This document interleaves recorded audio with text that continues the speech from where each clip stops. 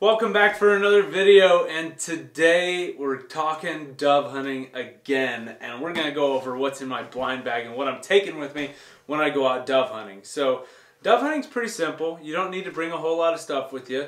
Inside this bag here is a lot of goodies that I personally like to bring with me, and a lot of people like to bring with them as well. But as for the bag here, this is my favorite blind bag I have ever used by far.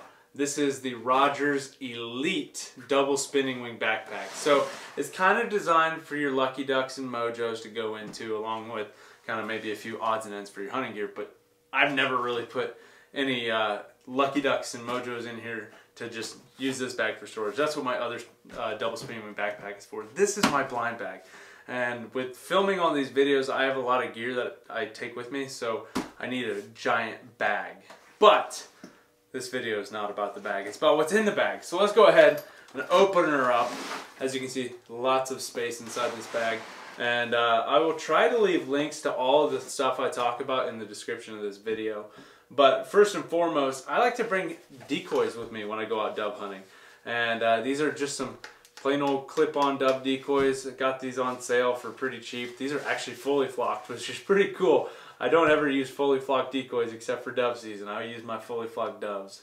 I tell you what, it really makes a big difference.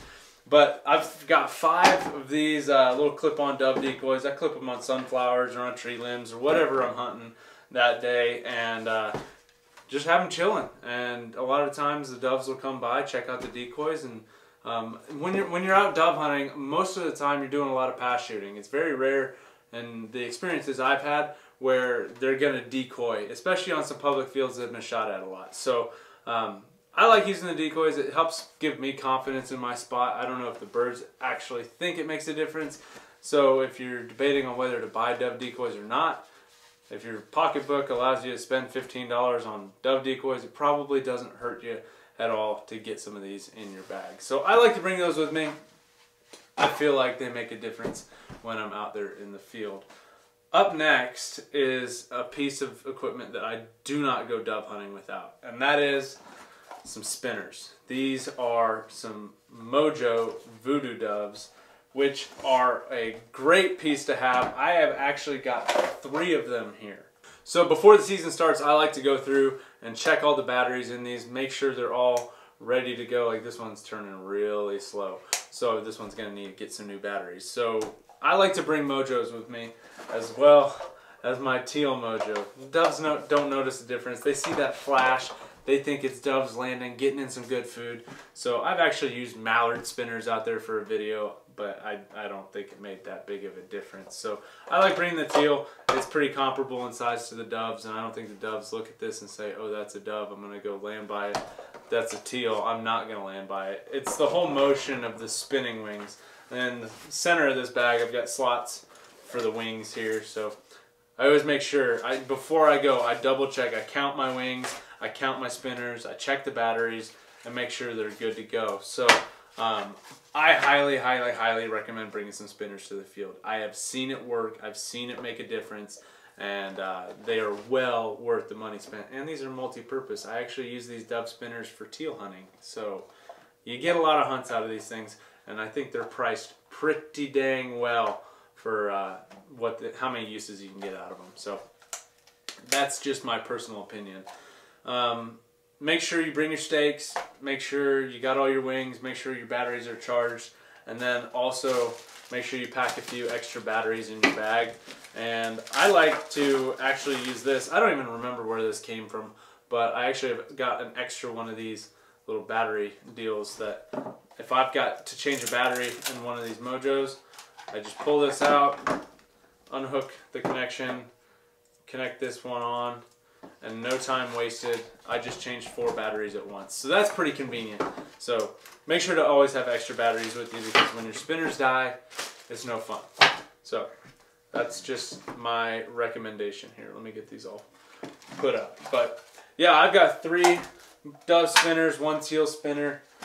I think that's the extent. I've seen spinners work extremely well over water for doves. So little tiny water holes, something about it, it just makes them cup up and come in like ducks to a decoy spread. It is the coolest thing I have ever done, and I want to do it again this year. I enjoy hunting doves in a field, but if I can get doves over a little tiny mud hole pond, oh my gosh, it would be so awesome. And it is awesome when I've done it. Up next, gunsling. Make sure to bring your gunsling with you, so then you don't have to worry about toting your gun around. You just throw it over your shoulder and you're ready to rock and roll. What else? Oh, the necessities. Coffee. I never leave home without it. I always make sure to bring this one. I like this thermos. If you guys are looking for a thermos or a coffee cup to bring with you this season in the field, this one's made by Stanley, and I like it because it doesn't spill. It's just a push button, you drink it. It's actually got a little plastic deal. You can flip over that so you don't get any dirt and stuff in the mouthpiece there. And it's got a little clip so I could clip it on the side of my bag or clip it on the blind or something like that. So that's pretty convenient. So make sure to bring your coffee cup with you as well as your water bottle. But the coffee cup is very important because there's nothing better than sitting there on opening day, waiting on shooting light, sipping on your morning cup of joe. That just makes the day for me. Whether I see birds or not, just being able to watch the sunrise, sip some coffee, it makes for a really enjoyable experience. But yeah, water bottle, that's a necessity. Make sure to keep some extra waters in your vehicle too, because September dove hunting is hot. You will sweat. You will want a cold drink when you get back to the vehicle. So make sure to bring a water with you, but have some in a cooler at the truck for when you get back. I got a couple more things here. This is a thermocell. I highly recommend bringing one because every single year I go out on opening day, I'm sitting there waiting for the shooting light and waiting for the doves to start flying, and I'm getting eaten alive by mosquitoes. I set this thing on, turn it on by my feet, and I don't get bit up. So if you don't have one of these, they're great for dove hunting, they're great for teal hunting, and they're even great during like the early season duck hunting when the mosquitoes are still out. So I highly recommend picking up one of these as well. Up next, oh, there's a stake for an A-frame, is this. I don't know if you guys have seen this thing before. This is like a magnet on a stick.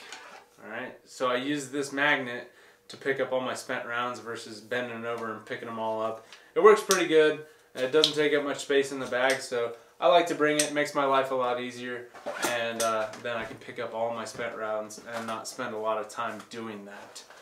I should have talked about this first. This is like a really big necessity in dove hunting because you're shooting. I've had days where I've shot over 100 rounds in a dove field. So this is hearing protection, and these are my Tetra Alpha Shields. I actually got the 90s last year. They are a sweet piece of equipment. It makes hearing protection not suck anymore.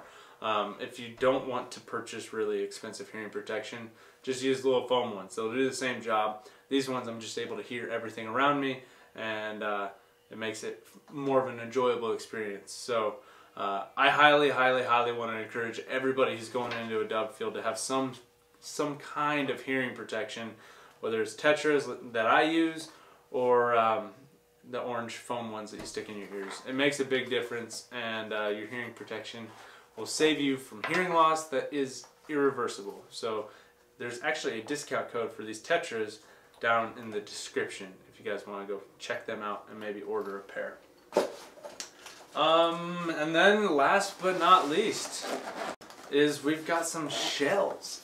And this bag actually, it holds 3-inch boxes of shells on the sides of it, which is pretty sweet, so you don't have your shells taking up the center compartment of your bag. But depending on where you hunt, you got to make sure you stay legal. Some places, like private ground, you can shoot lead.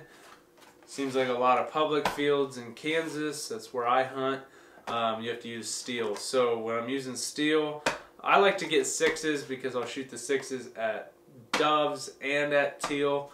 I like buying shells that are multi-purpose, but lead's cheap, at least it used to be, not anymore. I use 7.5s, and steel I like to use 6s. I've shot 7s. 7s work alright, but 6s are a great multi-purpose round. You don't need anything super crazy. I like these ones because they're 1,400 feet per second versus 1,200 feet per second. I like shooting some of the faster rounds, which normally around 1,500 feet per second. That's my preferred speed to be shooting. 2 3/4 inch, 6-shot steel, 7.5s in lead. You're gonna be good to go. Make sure to bring lots of them. Don't bring anything under 50. You will probably shoot all 50 shells. So make sure to bring plenty of shells. Bring more than you'd think you'd need, and make sure to have more in the truck in case you gotta go run and get some more. But that's all for this blind bag dump. I think I'll do another one where I talk about maybe a few odds and ends I didn't cover, like maybe my chair, my gun, things like that. But that's kind of the basics. That's like the necessities that I like to bring with me when I go dove hunting. Let me know down in the comments if there's anything I didn't cover in this video that you'd like to bring, so then you can help out other people who are maybe just trying to get into dove hunting or hunting in general, so they have a good idea of what to bring as well. So that's it for today. Make sure to leave me a thumbs up and make sure to hit that subscribe button. It means a lot when you guys do that. And I'll catch you on the next one.